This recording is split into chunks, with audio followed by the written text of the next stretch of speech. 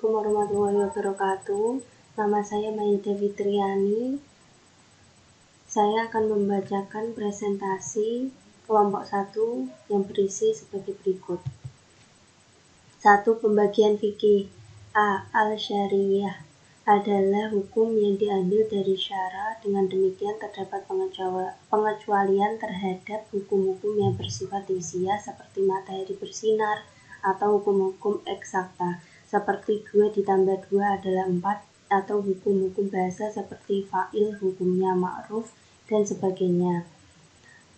B. Al-amaliyah adalah sesuatu yang berhubungan dengan amaliyah atau aktivitas, baik aktivitas hati seperti niat atau aktivitas lainnya seperti membaca Al-Quran, salat, jual beli, dan lainnya. Batasan ini menafikan hukum-hukum yang bersifat i'tiqadi atau akidah seperti mengetahui bahwa Tuhan itu esa dan sejenisnya.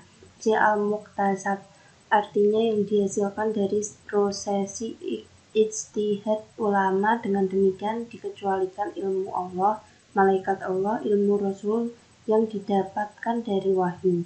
Al-adillah al-tafsiliyah adalah dalil-dalil yang terdapat dalam Al-Quran, hadis, ijma' ataupun qiyas. Berikutnya kebutuhan manusia terhadap syariat dan hukum. A. Hukum syariah berarti keseluruhan ketentuan-ketentuan perintah Allah yang wajib diturut atau ditaati oleh seorang muslim. Dari definisi tersebut, syariat meliputi 1.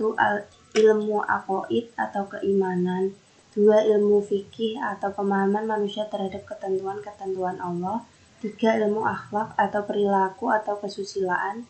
B. Konsep Islam tentang kebutuhan dasar manusia. Menurut Al-Syatidi, rumusan kebutuhan manusia dalam Islam terdapat 3 jenjang, yaitu 1. Kebutuhan daruriyat. Kebutuhan daruriyat ialah tingkat kebutuhan primer. Bila tingkat kebutuhan ini tidak terpenuhi, akan terancam keselamatan umat manusia baik di dunia maupun di akhirat kelak. Kebutuhan daruriyat mencakup A. Menjaga agama atau hifdzuddin.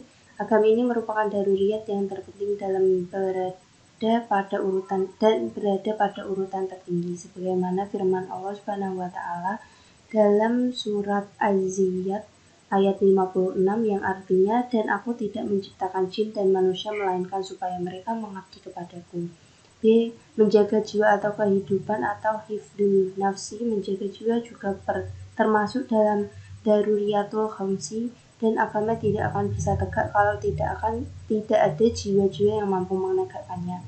Jika kita ingin mencoba menegakkan din, artinya kita harus mampu menjaga jiwa-jiwa yang ingin menegakkan agama ini.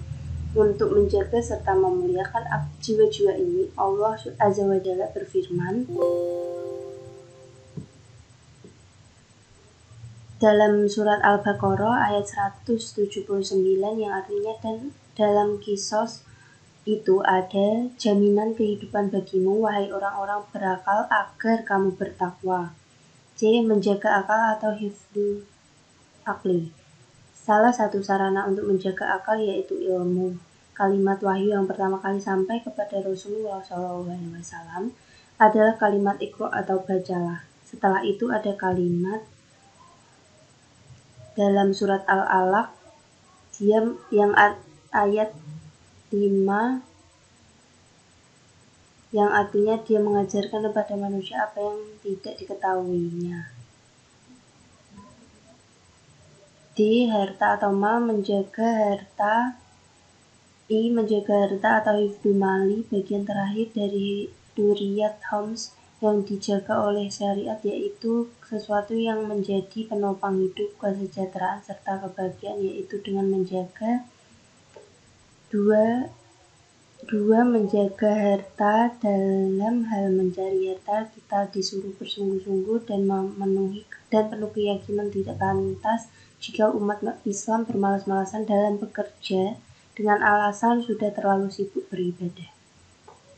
2. Kebutuhan hajiyat atau sekunder bagi kehidupan manusia, yaitu sesuatu yang dibutuhkan bagi kehidupan manusia tetapi tidak mencapai tingkat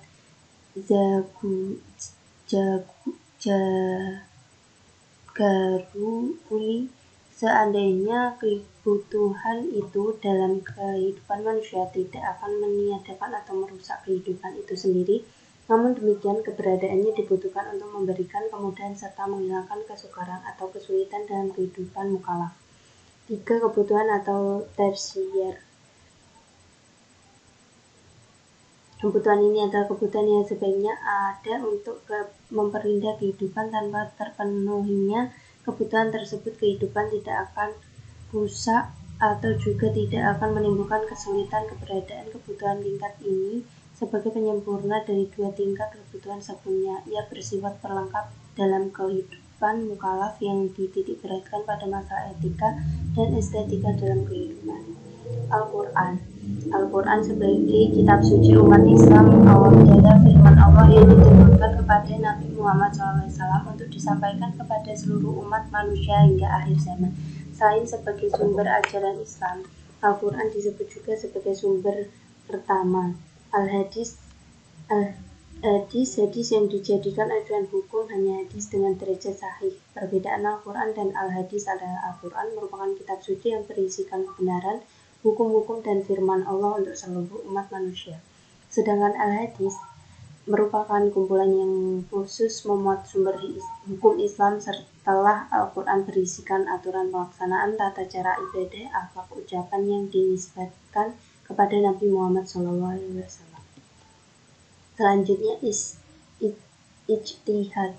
Ijtihad adalah sebuah usaha para ulama untuk menetapkan sesuatu putusan hukum Islam berdasarkan Al-Quran dan Al-Hadis. Ijtihad dilakukan setelah Nabi Muhammad SAW wafat, sehingga tidak bisa langsung menanyakan pada beliau tentang sesuatu hukum maupun perihal peribadatan. Berikutnya pengertian samawiyah. Islam adalah agama samawiyah, yaitu agama yang turunnya karena wahyu dari Allah SWT, bukan agama yang muncul karena karangan manusia yang hanya karena ilmunya dan diikuti oleh umatnya maka ia menciptakan agama. Agama Islam mempercayai bahwa hanya ada satu Tuhan yang patut disembah, yaitu Allah SWT. Agama Islam adalah agama satu-satunya agama yang disetujui oleh Allah.